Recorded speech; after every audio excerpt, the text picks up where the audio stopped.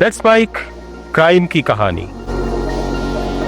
पूर्वांचल में सबसे खतरनाक दुश्मनी अगर किसी के बीच चली तो वो थी ब्रिजेश सिंह और मुख्तार अंसारी की दुश्मनी। एक ऐसा टकराव जिसने पूरे यूपी को हिलाकर रख दिया।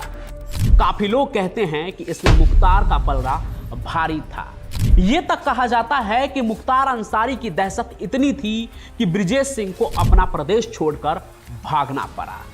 लेकिन क्या आपको लगता है कि कहानी इतनी सीधी है या फिर यह कहानी का सिर्फ एक पहलू है? लेकिन हर सिक्के के तो दो पहलू होते हैं ना। और आज मैं आपको वही दूसरा पहलू दिखाने वाला हूं, जिसे सुनकर आप सोचने पर मजबूर हो जाएंगे कि क्या वाकई में मुख्तार अंसारी का पूरा इतिहास ही एक झूठा ढोंग था। जरा सोचिए कि अगर कोई कहे कि जो कुछ हमने अब तक सुना है या पढ़ा है मुख्तार अंसारी के बारे में वो सब झूठ था, फेक था, एक साजिश थी, यकीन कर पाएंगे? तो देखिए हुआ क्या, क्यों कह रहा हूं मैं ऐसा। ब्रिजेश सिंह जो हैं वो हाल में ही social media channel red ink पर एक इंटरव्यू देते हैं।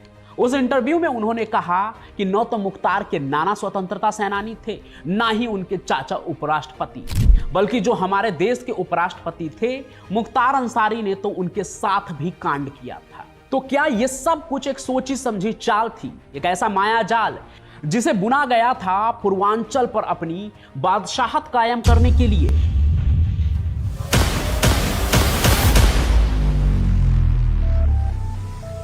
याद कीजिए कि मुख्तार अंसारी की मौत कहां हुई? जेल में। अतीक अहमद कहां मरा? पुलिस के गिरफ्त में 3 लोग आए और दोनों अहमद भाई को गोली मार दी। इन दोनों ही बाहुबली के मौत पर खूब बवाल हुआ, खूब ढिंढोरा पीटा गया। कई लोगों ने कहा कि भाई इनके मौत के पीछे तो सरकार की गहरी साजिश है। हालांकि ऐसा कुछ भी कभी साबित नहीं हुआ। यहीं ब्रिजेश सिंह से भी पूछा गया कि अतीक और मुख्तार के साथ तो बहुत सख्ती हुई प्रदेश में, और आप बरी कैसे हो गए? आपको पता है इस पर ब्रिजेश सिंह ने क्या कहा? असल में उन्होंने कहा नहीं, बल्कि इसका जवाब देते हुए गाजीपुर के सांसद अफजाल अंसारी को लपेट लिया। मुख्तार अंसारी के सांसद भाई अफजाल अंसारी को। मतलब ब्रिजेश सिंह ने कहा कि आप रिकॉर्ड देख लीजिए, ये लोग जेल में रहते हुए भी कांड करने से नहीं रुके। और आज की सरकार क्या, जिनके राज में ये फले फूले, उस वक्त भी ये जेल के ही होकर रहे। और जो अफजाल अंसारी मुख्तार के मौत पर सवाल उठा रहे हैं वही असली मास्टरमाइंड है, जिसने अपने रसूख और राजनीतिक फायदे के लिए मुख्तार को अपराधी बनाकर रखा। मतलब कि अफजाल अंसारी खुद मुख्तार के बड़े भाई ने अपने ही भाई के साथ ऐसा किया, जबरदस्ती उसे जेल में रहने के लिए मजबूर किया। ऐसा ब्रिजेश सिंह का कहना है। अगर यह सच है तो जरा सोचिए, एक भाई ने ही अपने भाई को अपराध की दुनिया में धकेल दिया ताकि उसकी दहशत का फायदा उठाकर खुद विधायक और सांसद बनते रहें। यह तो एक ऐसी साजिश थी जिसकी कल्पना भी कोई नहीं कर सकता था, किया ही नहीं जा सकता है। अफजाल अंसारी जिसकी छवि एक पढ़े लिखे, संजीदा और सुलझे हुए नेता की है, वो असल में इस पूरे खेल का मुख्य सूत्रधार बताए जा रहे हैं, जिन्होंने मुख्तार अंसारी का इस्तेमाल किया।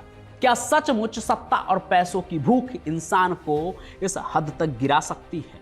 आपको क्या लगता है, क्या यह सब कुछ सच हो सकता है जो भी ब्रिजेश सिंह कह रहे हैं? लेकिन यह बात सिर्फ इतनी भी नहीं है, आगे तो कई और ऐसी बात है जिसे सुनकर आप हिल जाएंगे। आपको तो पता ही है ना कि मुख्तार अंसारी के खानदान के उज्जवल इतिहास की बात हमेशा से होती रही है। स्वतंत्रता संग्राम सेनानियों से लेकर उपराष्ट्रपति तक के रिश्ते की बात आम थी। मैंने खुद उनके परिवार के इतिहास पर कहानियां सुनाई हैं, सिर्फ उनके परिवार के इतिहास की व्याख्या करते हुए। लेकिन ब्रिजेश सिंह ने इसको भी झूठ बता दिया। मुख्तार अंसारी के परिवार के इतिहास पर ब्रिजेश सिंह की कहानी अलग है। वो कहते हैं ये तो फर्जी अफवाहें फैलाई हैं। अड़ोस पड़ोस में, अगल बगल में जो कोई भी सफल रहे हैं, सबके साथ अपना नाम जोड़कर बस फायदा उठाने की कोशिश की गई। ये रहने वाले कहीं और के हैं, यहां आकर बसे हैं, कहां से इनके खानदान में वो सब हो गए। मतलब ये सब कुछ ब्रिजेश सिंह कह रहे हैं कि ये कहीं के रहने वाले हैं, यहां आकर रहने लगे, तो यहां कर रहने वाले लोग इनके खानदान के कैसे हो गए? कुल मिलाकर ब्रिजेश सिंह कह रहे थे कि गांव घर में होता है ना कि किसी एक घर का भांजा पूरे गांव का भांजा होता है, वैसे ही मुख्तार अंसारी ने भी जहां पावरफुल आदमी देखा उन्हीं से रिश्ता जोड़ लिया। उसी तरीके से इनके नाना हो गए कोई, इसी तरीके से कोई इनके दादा हो गए। सिर्फ यही नहीं, इसके बाद जो ब्रिजेश सिंह ने बताया वो तो और भी चौंकाने वाला था। उन्होंने कहा कि जिस उपराष्ट्रपति को ये अपना चाचा बताते हैं ना, उन्हीं के स्कूल को कभी मुख्तार अंसारी ने कब्जिया लिया था, लेकिन जब वो उपराष्ट्रपति बन गए तो उनके सम्मान में कब्जा हटा लिया। मतलब ये सब बात सुनकर तो मेरे पैरों तले जमीन ही खिसक गई। जिस खानदान के उज्जवल इतिहास की दुहाई देकर मुख्तार अंसारी ने पूर्वांचल में अपनी धाक जमाई थी, वो सब एक सोची समझी साजिश का हिस्सा था। अपने राजनीतिक और आपराधिक साम्राज्य को बढ़ाने के लिए उन्होंने बड़े बड़े नामों को अपने परिवार से जोड़ लिया, जबकि उनका उनसे कोई सीधा रिश्ता था ही नहीं। यहां तक कि उपराष्ट्रपति की स्कूल पर भी कब्जा करने की कोशिश की थी। यह सब सुनकर तो यही लगता है कि मुख्तार अंसारी की पूरी छवि ही झूठ पर आधारित थी। ये एक ऐसा पर्दाफाश था जिसने पूर्वांचल के एक बड़े मिथ को तोड़ दिया। हम आज भी कभी जब मुख्तार अंसारी का नाम सुनते हैं तो यही कहते हैं कि वो तो अपने मर्जी से अपराधी बन गए, उनका परिवार तो बड़ा उज्जवल था। आपने भी सुना होगा ऐसा।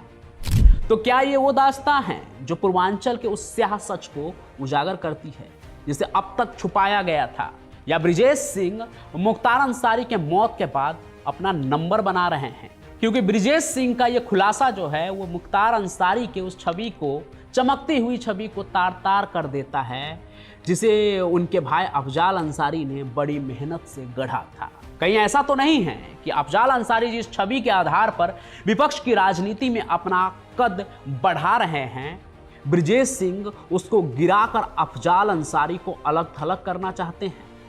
कहीं ऐसा तो नहीं ये कहानी उस गैंगवार को आगे बढ़ाने की है? मतलब गैंगवार तब था, अब राजनीतिक तौर पर भी तो कहीं ब्रिजेश सिंह मुख्तार अंसारी और उनके परिवार को राजनीतिक तौर पर खत्म तो नहीं करना चाहते हैं? क्योंकि अभी तक तो ये अपराध की दुनिया में खेली जा रही गैंगवार थी जिसने कई जिंदगियों को तबाह कर दिया। अब आगे क्या होता है ये भी देखना होगा। देखिए, पिछले कुछ समय में ब्रिजेश सिंह जो है वो राजनीतिक रूप से काफी एक्टिव हो गए हैं। कई बार आपको बड़ा बनने के लिए सामने वाले को छोटा भी साबित करना पड़ता है।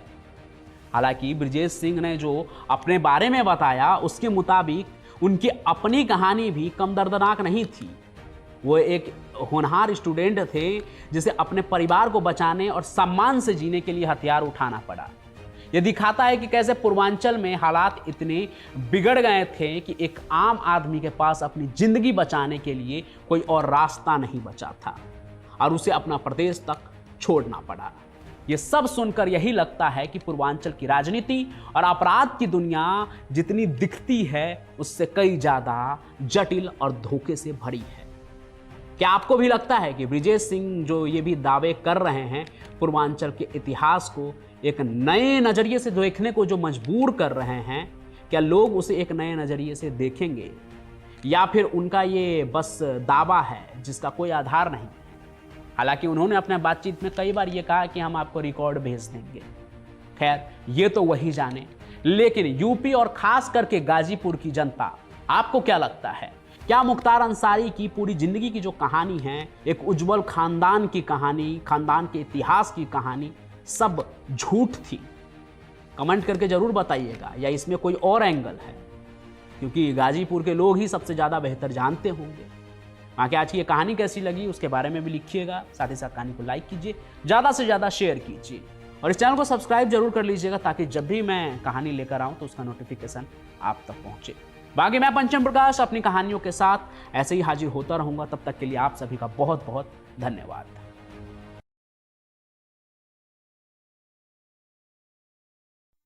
आप सुन रहे थे let's mind more than radio. Follow कीजिए हमें हमारे सोशल मीडिया प्लेटफॉर्म्स पर।